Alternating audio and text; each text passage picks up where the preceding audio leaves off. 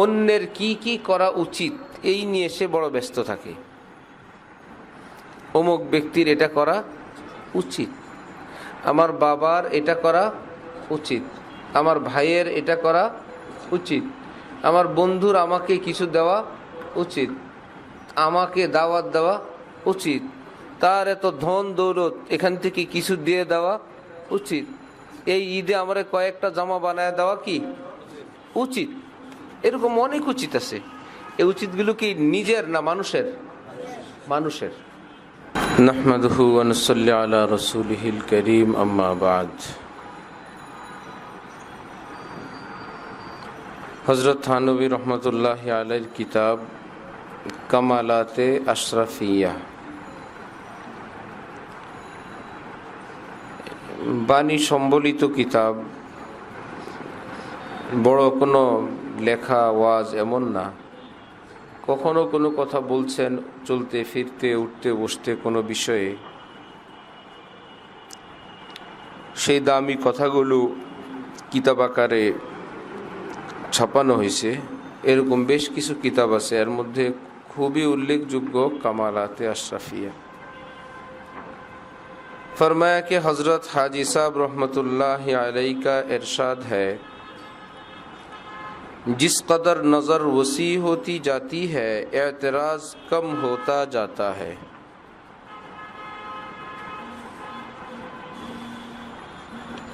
हज़रत हाजी अमदादुल्लाह मुहाजिर मक्की रहमतुल्लाहि अलैहि बोलेन,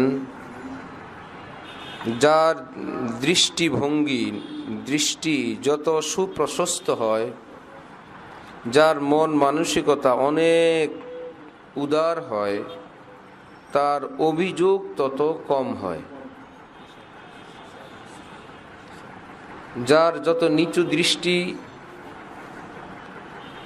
এবং নিচু চিন্তাওয়ালা মানুষ হয়, তার অভিযোগ অনেক বেশি হয়। এটাকে সহজ ভাষায় বলা যায় পজিটিভ মাইন্ড।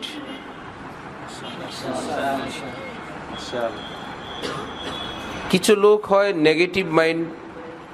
হাজার ভালোর মধ্যে যদি কারো একটু ত্রুটি থাকে, সে ওটাকেই প্রাধান্য দেয়, এই নিয়েই ব্যস্ত থাকে।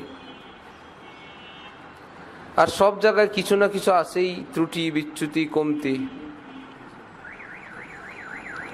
আর যখন পজিটিভ মাইন্ড হয়, দেখবে যে ত্রুটি বাদ দিয়েও ওই লোকের মধ্যে ভালো দিকও আছে, সে তখন ব্যস্ত থাকে ভালো দিকগুলো নিয়ে। তো একজন মানুষের, একটা জিনিসের, একটা অবস্থার কিছু ভালো দিক কিছু মন্দ দিক থাকতে পারে। কোথাও মন্দ বেশি, কোথাও ভালো বেশি, কোথাও ভালোই ভালো, ক্ষেত্র বিশেষ, ব্যক্তি বিশেষ। এত সত্ত্বেও কেউ চেষ্টা করলে, ফিকির করলে কারো থেকে কোনো না কোনো খুঁত বের করতে পারে, একটা অভিযোগ দাঁড় করানো সম্ভব। যেমন আমরা একদিন আলোচনা করছিলাম, কিছু লোক আছে অন্যের কি কি করা উচিত এই নিয়ে সে বড় ব্যস্ত থাকে। অমুক ব্যক্তির এটা করা উচিত, আমার বাবার এটা করা উচিত, আমার ভাইয়ের এটা করা উচিত, আমার বন্ধুর আমাকে কিছু দেওয়া উচিত, আমাকে দাওয়াত দেওয়া উচিত, তার এত ধন দৌলত এখান থেকে কিছু দিয়ে দেওয়া উচিত, এই ঈদে আমার কয়েকটা জামা বানায় দেওয়া কি উচিত। এরকম অনেক উচিত আছে। এই উচিতগুলো কি নিজের না মানুষের? মানুষের। উচিত কাজ কাকে বলে? ফরজকে বলা যায় উত্তম, করলে ভালো, এরকম না? উচিত যে কাজটা করলে ভালো, এমন কাজ জরুরি বা ফরজ ওয়াজিবকে তো আর উচিত বলে না। তাহলে এই লোক ছিল ঘর বাড়িতে, সে অশান্তিতে আছে, তার আত্মীয়দের এত টাকা পয়সা, এই রমজান মাস আইসে 5 রোজা চলে গেল, কিছু ছোলা তো কিনে দেওয়া উচিত ছিল। তার কোনো আত্মীয় কি পারলো না তাকে 2 কেজি চিনি কিনে দিতে? উচিত ছিল। সে ব্যস্ত কি নিয়ে? অন্যের উচিত নিয়ে। তাও উচিতটা নিজের না, অন্যের। অথচ তার চুপ থাকা ফরজ ছিল। মাশাআল্লাহ, মাশাআল্লাহ, মাশাআল্লাহ। তার নিজের উপর ফরজ ছিল কি? অন্যদের থেকে এরকম আশা না করা তার উপর ওয়াজিব। নিজের ফরজ ওয়াজিবের খবর নাই, অন্যের উচিত নিয়ে ব্যস্ত। শান্তি পাবে কেমনি? দেখে সবই দুনিয়ার নিষ্ঠুর, সবই অমানুষ, শুধু অন্যের উচিত। ভাই আরেকজনের উচিত নেই আমি কেন, আমার কি করা উচিত? আমার করা উচিত 2 রাকাত পড়ি, আল্লাহ পাকের কাছে চাই, রোজগার করি, 10 টাকা কামাই, আমার 10 টাকা আছে, এটাকে আমি হিসাব নিকাশ করে খরচ করি, আমারটা আমি করি, শুধু আরেকজনকে নিয়ে ধান্দা। এই এক পার্টির কপালে সুখ থাকে না, মনে আছে? সেদিন বলা হয়েছিল যেমন কোনো ছেলে রোজগার করে, কিছু খায়, কিছু মা বাবাকে দেয়। সেই ছেলের কিংবা ছেলের বউ যদি নেগেটিভ মাইন্ডের হয় যে এই অভাবের সময় আবার মা বাবাকে দেওয়া, এই নিয়েই ঘরে ব্যস্ততা। ভাই মা বাবা তো মা বাবা, অভাব কি আবার? আনতা ওয়া মালুকা লিআবিকা, তুমি তোমার যাবতীয় সহায় সম্পত্তি সব তোমার বাবার, শুধু তোমার মাল তোমার বাবার না, তুমিও তোমার বাবার, পুরা গোড়া শুদ্ধেই বাবার। এখানে একটু ভাগ বাটোয়ার আর কি। সেই বেচারীরা অশান্তিতে আছে, ঘরে কেবল শ্বশুর বাড়িতে দেওয়া লাগে। কপালে যখন শান্তি থাকে না তখন এইটা নিয়েই কেচাল। আরেক ফ্যামিলি পাওয়া গেছে তাদের 1 টাকাও সংসারে দিতে হয় না, ছেলে নিজে রোজগার করে নিজে খায়। ওই ঘরে অশান্তি কি নিয়ে জানো? যে বাবার শ্বশুরের এত ধন সম্পত্তি, সে কি মাসে 5,000 টাকা করে দিতে পারে না?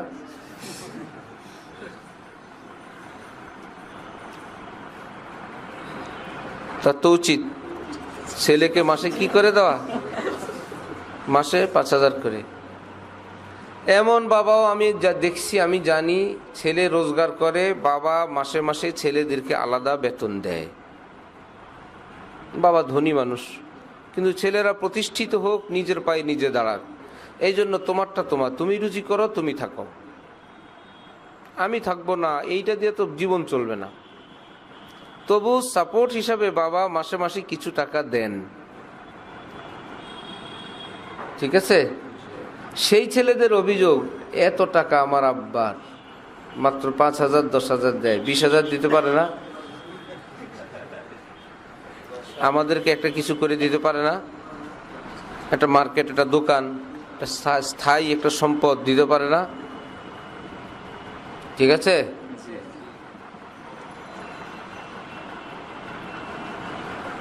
অনেক বাবা নিজের সুখ শান্তির জন্য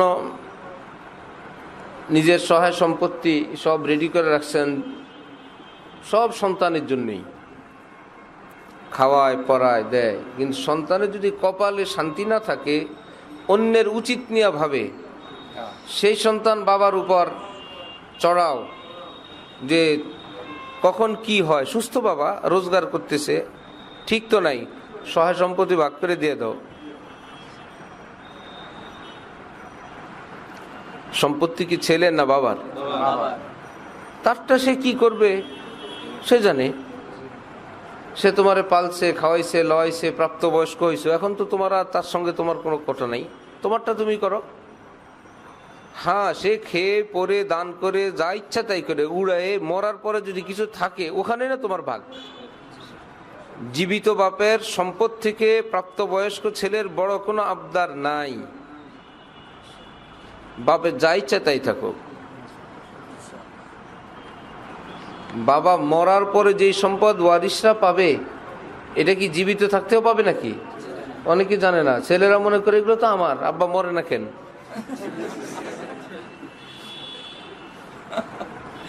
তোমার তো নয়, তোমার বাবার। সে খাবে, দান করবে, সদকা করবে, তার চিকিৎসা আছে, সে সব কিছু শেষ করে মরার পরে যা থাকবে ওইটা ঋণ পরিশোধ করার পর তোমরা ভাগ পাবা। কিন্তু ছেলেরা মনে করে এখনই আমার। আব্বা নিছক কর্মচারী, তিনি আমাদের কর্মচারী, এগুলো আমাদের জন্য করছেন। এই জন্য বাবার করা সম্পত্তির উপরে ছেলের জোর, আরে বাবা তোমার তো কিছু না, মনে করে এটা আমার। যখনই সেই সম্পদ তার মনে করে, বাবা বেঁচে থাক এটাও পছন্দ করে না, কারণ বেঁচে থাকলে সম্পদের মালিক আমি হইতে পারতেছি না। বাবা ভালো চিকিৎসা করুক সেটাও পছন্দ করে না, টাকাগুলো লস হইতেছে আমার। গরু বিক্রি করতে গেছে, রাস্তায় চোর দাঁড়ায় আছে, গরু বিক্রির টাকা চোর নিয়ে যাবে। গরুর মালিক গরু বিক্রি করে নাই, গরু ফেরত নিয়ে আসছে। চোরারা তো অবাক, যে ভাবছি টাকা নিয়ে আসবে, আমরা টাকা নিয়ে যাবো, সে গরু ফেরত নিয়ে আসছে। কি ব্যাপার? না বিক্রি করে নাই, দাম কম বলছে। দিছে মায়ের। দাম কম বললে তোমার সমস্যা কি? 10 টাকা কম পাইলে আমরা কম পাইতাম, 5,000 বিক্রি করলেও আমরা নিতাম, 3,000 বলছে বিক্রি করে দিতি, তোর ক্ষতি কি? চোর যেরকম গরুর মনে করে গরুর যেই পয়সাই হোক ওটা কার? আমাদের। এই ছেলেরাও মনে করে যাই হয় ওটা কাদের? আমাদের। কম হোক বেশ হোক, কি চোরের না গৃহস্থের? কম হোক বেশ হোক সম্পদ বাপের, তোমার কি? তুমি রুজি করো, তোমারটা তোমার।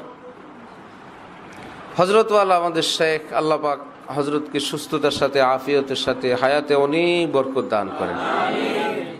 এমন মানুষ পৃথিবীতে কম আসে, এত গুণে গুণান্বিত লোক।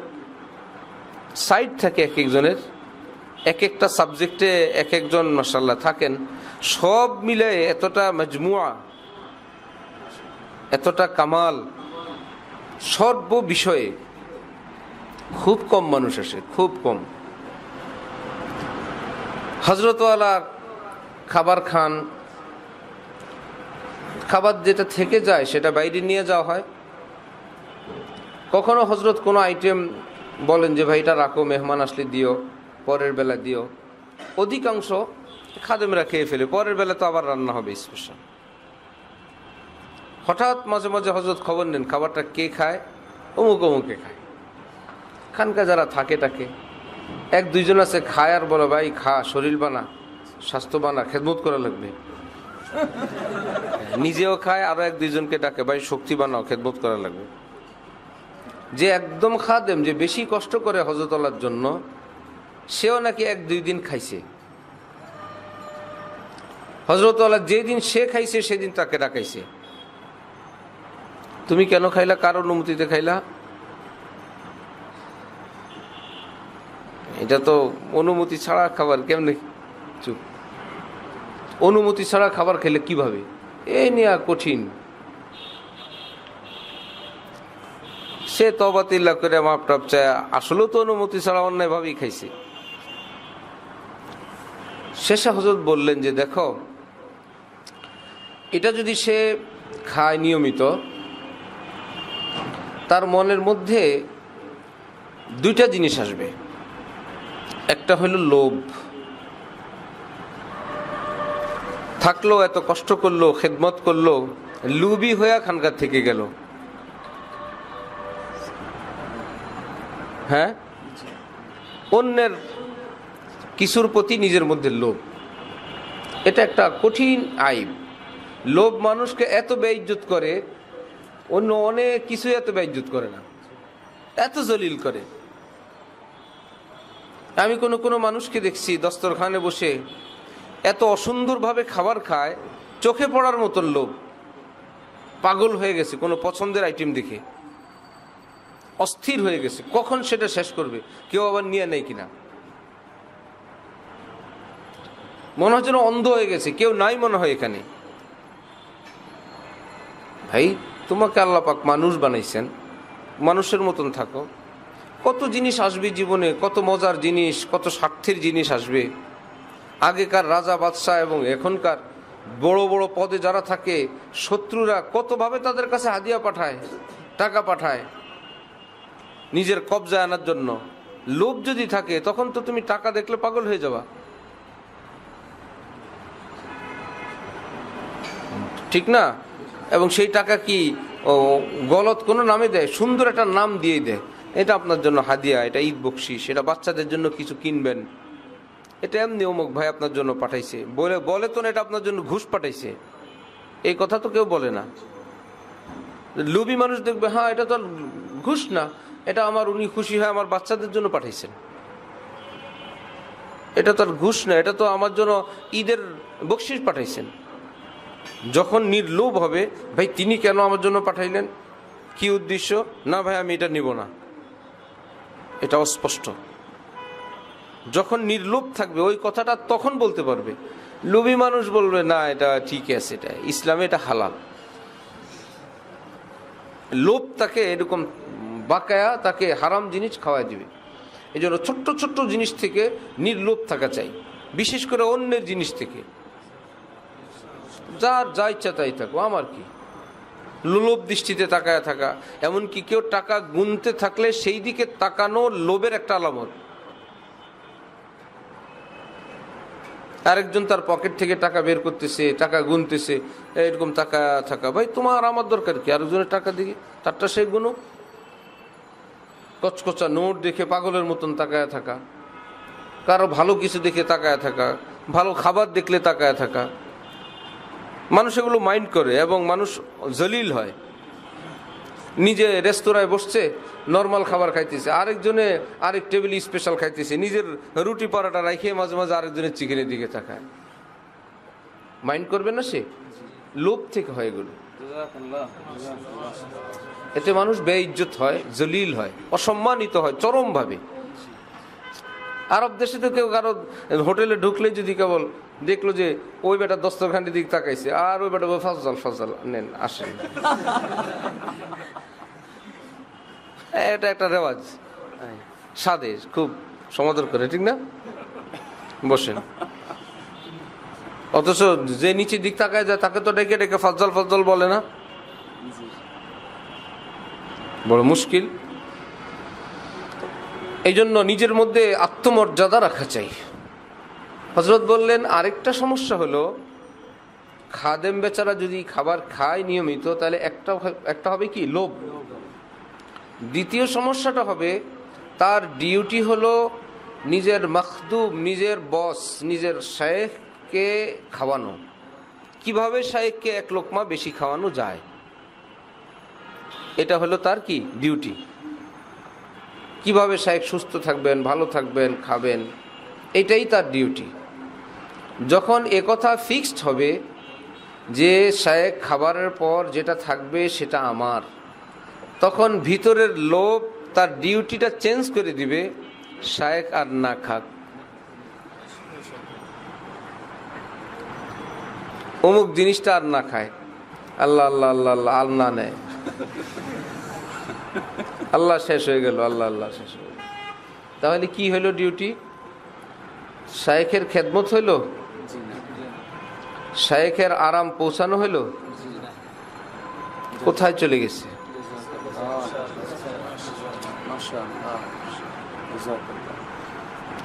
আল্লাহ আল্লাহ আমাদের সবাইকে লোভ মুক্ত জিন্দেগি দান করেন।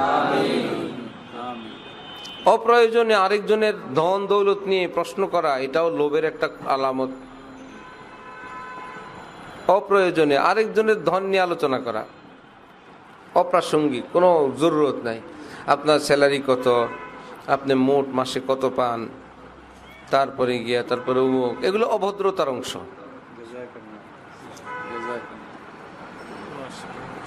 না। আমার কি কাজ আরেকজনেরটা নিয়ে, আমার কি হবে? ভাই নিজের যদি মেধা থাকে, বুদ্ধি থাকে, বুদ্ধি খাটায় নিজে হালালভাবে রুজি করেন, ইজ্জতের সঙ্গে। রুজি তো কত ভাবেই হয়, বেইজ্জতির রুজিও হয়। জুতা সেলাই যারা রুজি হয় না, আর কি হারাম? হালাল রুজি, জুতা সেলাই করে রুজি করে হালাল রুজি। হালাল রুজি ইজ্জতের সঙ্গে হওয়া চাই। রুজি কেবল ছাত্র একজনকে একটু পড়া বলে দিল, হ্যাঁ আমি তোমার ডেলি পড়ে দেবো, তুমি আমার মাসে 200 টাকা দেবা। এর চাইতে ওই জুতা সেলাই খাওয়া ভালো।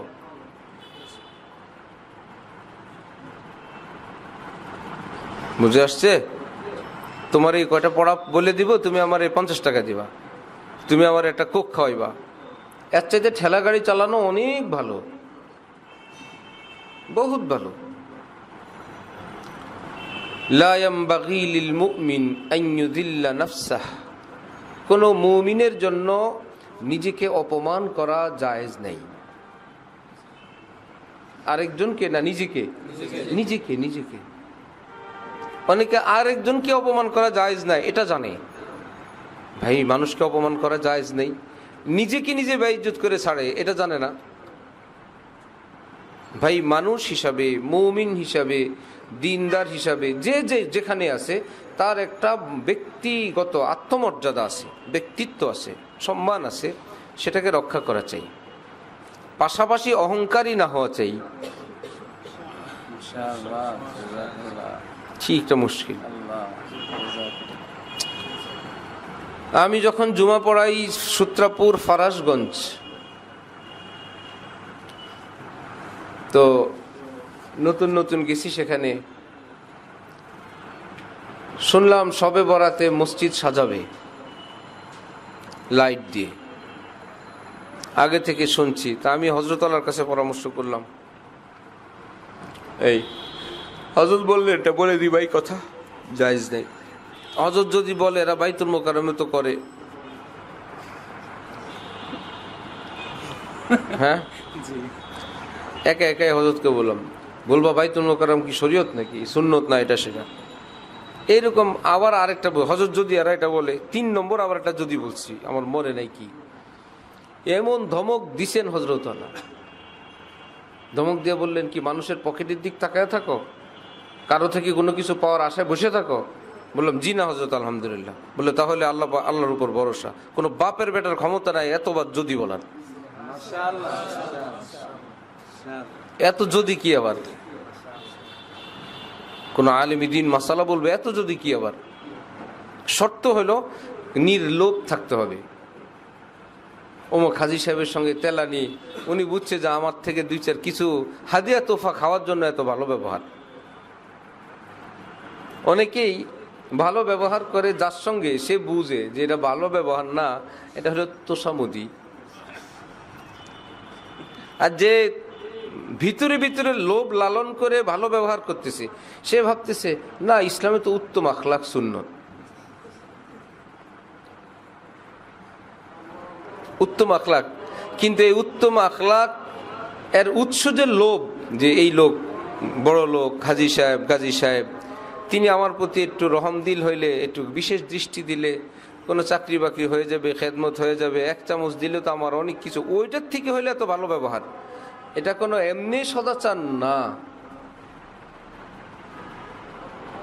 ওই লোক টের পায় যায়, যাদের আল্লাহ ধন দৌলত দেয় এরা টের পায়, এরা ভালো ব্যবহারের লোকের অভাব পায় না। যেখানে চাচ্ছা ভালো আছেন, বুঝছি যে হ্যাঁ একটু পরে কিছু বলবে, জি বলেন ভাই। আরেকজনের যা ইচ্ছা তাই থাক। বিল্ডিং আছে, কি বিল্ডিং, কিসের নাম? ইটা বালু রড সিমেন্ট নাকি অন্য কিছু? জাফরান, মেশকম্বর, ইটা বালু রড সিমেন্টের স্তূপের নাম বিল্ডিং। স্তূপ একটু বড় হইলে 2 তলা হয়, আর একটু বড় হইলে 3 তলা হয়। একটু বেশি দুগা রড ইটা আনছে, এটা 4 তলা 5 তলা, অন্য কিছু না। এমন না যে 1 তলা হইলে বিল্ডিং, এই 5-7 তলা হইলে উপরে মনে হয় জাফরান লাগায়, এই ইটাই। আর একজনের বিল্ডিং এতে কি হয়েছে, থাকার একটা ঘর, হ্যাঁ বিল্ডিং এর মালিক। লা হাওলা ওয়ালা কুওয়াতা ইল্লা বিল্লাহ। কোরআন শরীফে আল্লাহ পাক বলেন, ওয়ালাকাদ আতাইনাকা সাবআম মিনাল মাসানি ওয়াল কুরআনাল আযীম। আমি আপনাকে সাবে মাসানি, সূরা ফাতিহা দিছি, কোরআন শরীফ দিছি। লা তামুদ্দান্না আইনাইকা ইলা মা মাত্তা'না বি। আবু জাহাল গো কি বিল্ডিং সিল্ডিং দিলাম, সেদিকে আপনি চোখ তুলেও দেখবেন না। আপনার আমি কোরআন শরীফ দিছি না। বিল্ডিংওয়ালার দিকে আমরা লোলুপ দৃষ্টিকে তাকাবো না, সে আমাদের দিকে তাকাবে। যা বেটা তোর বিল্ডিং। আলহামদুলিল্লাহ, আল্লাহ পাক আমাদেরকে ইসলাম শিখার, মাদ্রাসায় পড়ার, আলেমে দ্বীন হওয়ার তৌফিক দান করছেন। মাশাআল্লাহ, মাশাআল্লাহ। বিল্ডিং তো তোর বিল্ডিং না মোর। আমি কবরে যাব, আমার কোরআন শরীফ আমার সাথে যাবে, তোর বিল্ডিং। মাশাআল্লাহ। অহংকার না করা, কিন্তু আত্মমর্যাদা রক্ষার জন্য বলছি, নিজের উপর নিজে দুর্বল না হই, কমজোর না হই, ওখান থেকে বাঁচানোর জন্য। আলহামদুলিল্লাহ, আল্লাহ পাক কত দিছেন। খাইলই ইজ্জতের সঙ্গে, বুঝে আসছে? থাক ছেঁড়া জামা, এতে কি হয়েছে, ধুইয়া মুইসা এ ছেঁড়াটাই গায়ে দেওয়া থাকবো, এমন ভাবসাব থাকবে। হযরত আলী আমাদের শায়েখ ছাত্র জীবনে কোনোদিন নাস্তা খাওয়ার টাকা ছিল না, সকালে নাস্তা কখনোই খান নাই। এত ভালো ছাত্র, এত নামি দামি ছাত্র। বেশ কয়েক বছর আগে গুলিস্তান লালবাগের ফারেক এক আলেমের সঙ্গে দেখা হয়েছে, নতুন ফারেক। সে বলে আব্দুল মতিন ভাইয়ের কথা লালবাগের উস্তাদরা এখনো বলে। 82 সনে পড়ছেন লালবাগে, লালবাগের প্রবীণ উস্তাদরা বলতেছে এখনো বলে যে লালবাগের জীবনে এমন ছাত্র আসে নাই। এত ভালো ছাত্র, নাস্তার টাকা নেই। কোনো বড় উপরে জামাতের কোনো ছাত্র মহব্বত করে বলছে যে তুমি আগামীকাল থেকে প্রতিদিন আমার সাথে নাস্তা খাইবা। হাই রে বকা, নির্লজ্জ, বেহায়া, ডেলি তোমার সঙ্গে আমি নাস্তা খাবো, কি কারণ ভাই? একদিন কেউ বলে বা কালকে নাস্তা খাবে, ডেলি নাস্তা খাবে, তার মানে এই কথা কেন বললো? ওই লোকরা একদম ঝাইরা ধুইয়া মুইসা বত্তা বানায় ফেলছে। সেটা যে বাস্তব, সেই চরিত্রে যে হজরতের মধ্যে মারাত্মক, সেটা হলো আমি মসজিদে জুমা পড়াই বাদামতলী।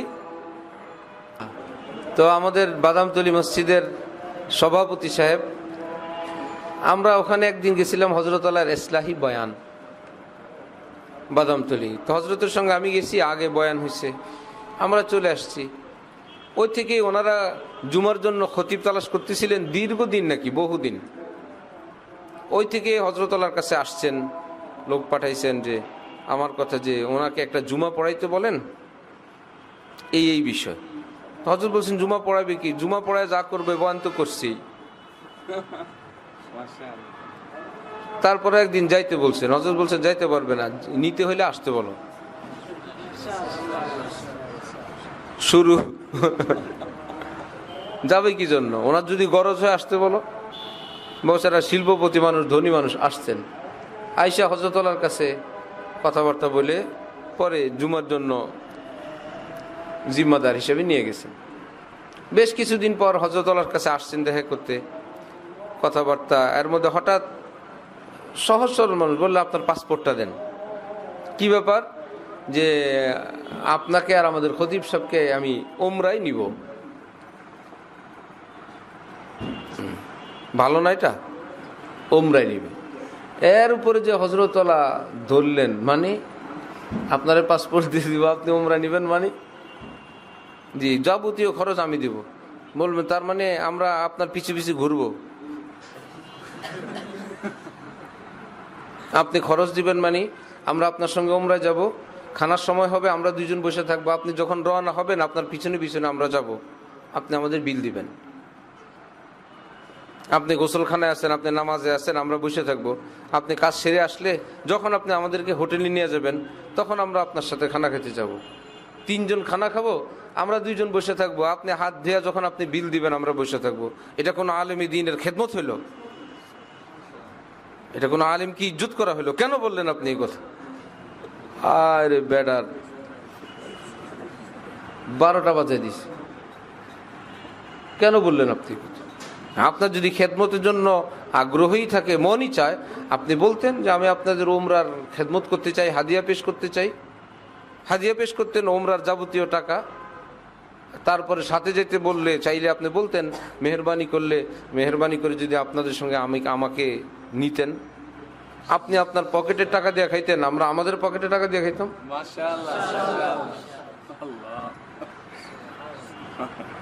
বুঝো? তার মানে ছাত্র জমানায় যে ওরকম ছিল, মিল আছে না? ধানমন্ডি হাজী হাবিব সাহেব আন্তর্জাতিক ব্যবসায়ী, হারদি হজরত, করাচি হজরত যে বাড়িতে আসেন, সারা দেশের আলেম ওলামারা যেই ওনার বাড়ির আঙ্গিনায় বয়ান হয়।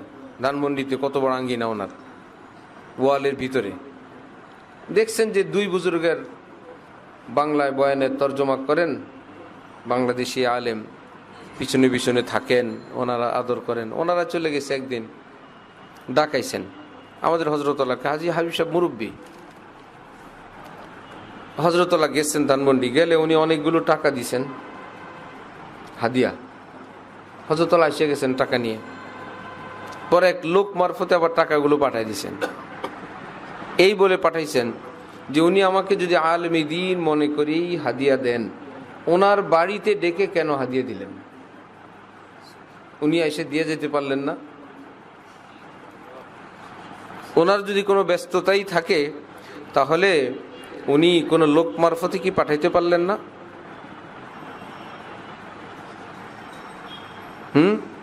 ব্যস্ততা থাকতে পারে, উনি পাঠাইতেন, লোক পাঠাইতেন বা উনি আসতেন। ওনার দুয়ারে ডেকে তারপরে উনি হাদিয়া দিলেন, এটা কি কোনো আলেমী দ্বীনকে ইজ্জত করা হইল? এই বলে তার টাকা হাদিয়া ফেরত পাঠাই দিছে। ওনার মাইন্ডে আবার খুব লাগছে, হ্যাঁ বাংলাদেশি মৌলবী, কত মৌলবীর আমি হাদিয়া দেই, এই মৌলবী আবার এখানে নতুন ঢং ধরছে, রাখো তোমার পীর আসলে আমি পীরের কাছে নালিশ দিতেছি। কারণ উনি সিনিয়রদের সঙ্গে তার সম্পর্ক। করাচি হজরত আসলে হজরতের কাছে নালিশ দিয়ে দিছিল। তো হজরতুল হ্যাঁ ऐसा क्या, শোঁশাক করছেন, খুশি হয়ে গেছে, কি যে বলছে বুঝে নাই। অনেকে বুঝে না, আচ্ছা ऐसा মনে করছে হ্যাঁ আমার বিচারটা খুব রিসিভ হয়েছে, খবর আছে। হজরতুল্লাহ করাচি দেখছেন, আচ্ছা क्या हुआ हाजी साहब के साथ, পরে বিস্তারিত বলছেন। শুই না হজরতুল্লাহ कराची बोले बिल्कुल ठीक किया, इन लोगों को इसी तरह दुरुस्त करना चाहिए। একদম ঠিক করছে, এদের পয়সার গরম এমনি সোজা করা উচিত, একদম ঠিক করছে। কেমনে আরেকজনের প্লেটে ডিম ভাজা খাওয়ার লোভ দিতে দিতে, শাইখেরটা খাইতে খেতে, না খাইতে খাইতে। নফস তো আছে ভাই, একে কন্ট্রোল করতে হয়।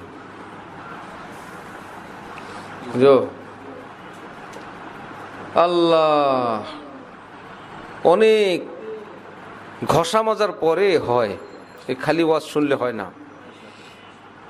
कुछ ना पूछो दिल बड़ी मुश्किल से बन पाता है दिल।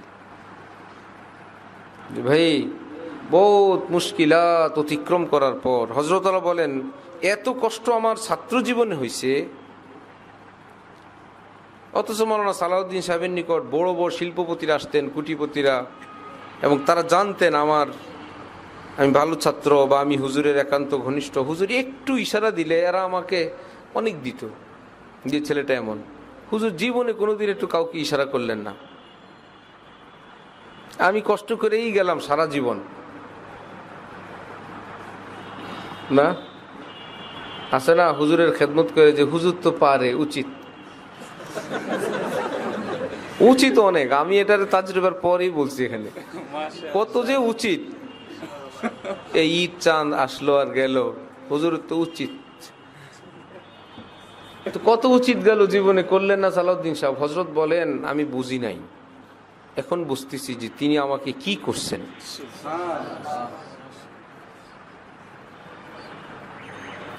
পরেরটা খাওয়া শেখান নাই, নাই তো নাই, কি হয়েছে, ইস্তেগনা শিখাইছেন। করাচি হজরতের সঙ্গে মীর সাহেব কোনো দাওয়াতে গেছেন, বড় কোনো জমিদার এর বাড়িতে। ওই বড় জমিদার মীর সাহেবকে কোনো কিছু উঠাইতে বলছেন, দস্তরখান বা কোনো প্লেট বাটে। আর মীর সাহেব, তুমি আমাকে অর্ডার করা কি, আমি কার সঙ্গে, আমি তোমার শায়েখের সঙ্গে আসছি, তুমি কেন অর্ডার করলো আমাকে? ওই লোক মাথা পাইতে দিয়ে বলে, একদম মাথা দিয়ে আমার জুতা লাগাও, আমার দেমাগটা সোজা করো, আমি ভুল করছি। সেই লোক ভাবছে আমার মেহমান তো শায়েখ, কিন্তু শায়েখের খাদেম, শায়েখের খাদেমকে একটা হুকুম করছে, বা এটা উঠে ফেলো। খাদেম তো আওলাদের রসুল, খাদেম পাওয়ার, তুমি আমাকে অর্ডার করার কে? বুঝো? এই জন্য কারো বাড়ি দেখলে, কারো গাড়ি দেখলে, কারো খাওন দেখলে তাওয়াজু শুরু করো না, মনে হয় ইসলামের তাওয়াজু। অনেক সময় এটা লোভের থেকে তাওয়াজু হয় না। তোমারটা তুমি নিয়ে মরো, তোমার গাড়ি বাড়ি নিয়ে যা ইচ্ছা, আমারটা আমার ছেঁড়া জামা গায়ে দেওয়া থাকতে আমাকে দাও। বুঝে আসছে? লালবাগ মাদ্রাসার কোনো মুহাদ্দিস ছিলেন, এই জন্য হযরত বলেন যে ব্যাগের মধ্যে, যে সাইড ব্যাগ, এর মধ্যে লেখা অধ্যাপক যে আরবি বিশ্ববিদ্যালয় লালবাগ। হযরত বলেন গাড়িতে বসতে এমনি পাশে যে বসতো সাইড অর্ধেক সিট ছেড়ে দিয়ে বসতো। মুহাদ্দিস টুহাদ্দিসও বুঝে না, এটা বুঝে না, এই জামিয়া কোরআনী আরবিয়া কে বুঝে তো কিছু। এই জন্যই সদর সাহেব লালবাগের প্রতিষ্ঠানের প্রধানের নাম প্রিন্সিপাল লাগাইছেন।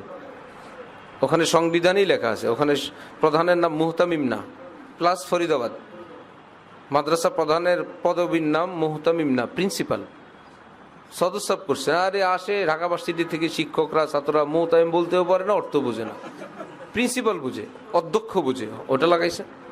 মাশাআল্লাহ।